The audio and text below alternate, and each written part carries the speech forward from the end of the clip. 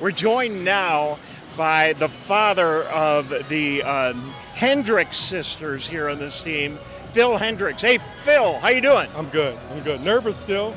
It's only halftime. Well, you know, you're allowed to be a little nervous, but I tell you what, you're sitting in like your own section here in the bleachers, like you're in the zone, man. You're just like, this has got to be a big day for you. Yeah, it's definitely a big day. I get more nervous for my girls playing than anything, and I find a seat where I can be close to the court, and they can hear me yelling. Well, I kind of know you're kind of coaching them up during the game a little bit. A little bit. And you know, I know you're not getting in the way of the coach, but they definitely are listening to you. And I see Sydney giving you a little look every once in a while.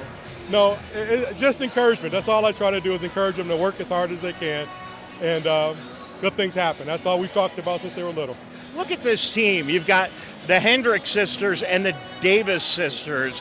Kind of an unusual, but talk about the dynamics of that. And the Washington sisters, one of our coaches and our point guard are sisters, and it's a family affair. And the good thing is they all work really, really hard, and they work hard together. At some point when you guys were all playing hoops in the driveway, did you ever see this? Well, yeah. Their mother played basketball. She played at Stanford. I played college football, and we talked about it, a long time ago. Work hard and good things can happen, and they have, and good things are happening for them. Well, Phil, there's this, and then there's this. Right. I mean, 2 years in a row here at the Breslin. I mean, that's an amazing start to a career. It's pretty special. No, we feel blessed. We really do. So I got to know Sydney and I interviewed her after the last game, and very impressive young lady. I'm looking forward to meeting your other daughter. Sydney, let's talk about her game a little bit. She definitely likes to bang down on the low post. Talk about that. They've kind of been forced into the low post since they were little.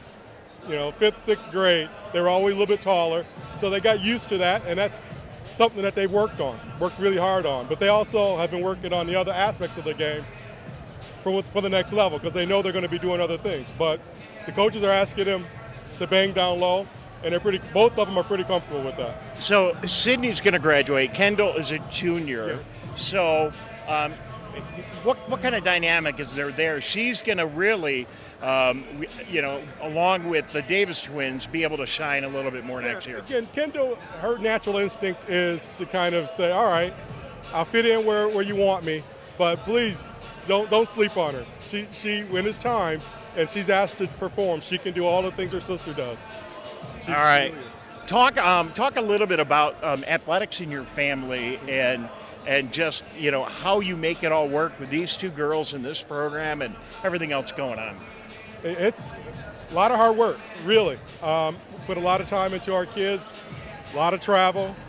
Literally after last year's championship game, we were playing in an AAU tournament the very next weekend. Same thing this time around.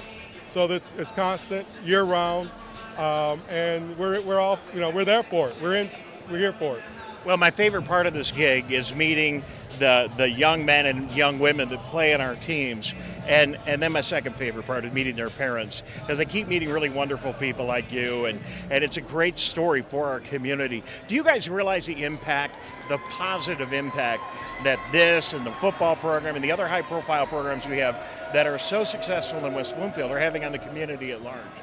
Yeah, I mean, sports have a way of doing that, and that's the one really great thing about sports. It brings people together, all walks of life.